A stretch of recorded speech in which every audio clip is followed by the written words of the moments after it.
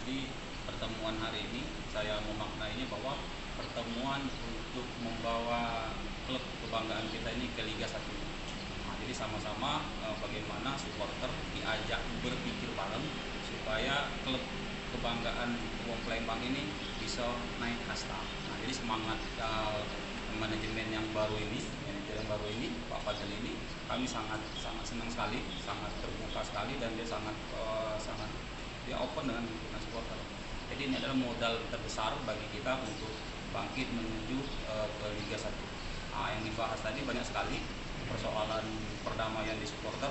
Kami sepakat bahwa itu memang harus menjadi PR kita bersama, walaupun di lapangan nanti itu sangat sulit misalkan. Kemudian kita membahas tentang mentalitas dan kualitas pemain. Nah, kami yakin Pak Pateli ini kan karena mantan atlet, dia tahu bagaimana mental dan karakter atlet. Jadi kami sangat yakin dengan kapasitas beliau. Jadi kami sangat mendukung beliau.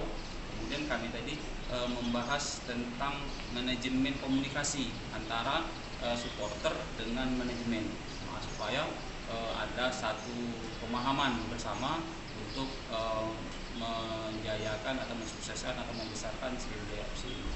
Aku pikir itu menjadi modal yang besar, dan alhamdulillah tadi kita sudah sangat banyak ngobrol sekali, sudah banyak juga masukan dari Pak Wo Edi dan Pak Wo Kusoi. Mungkin itu.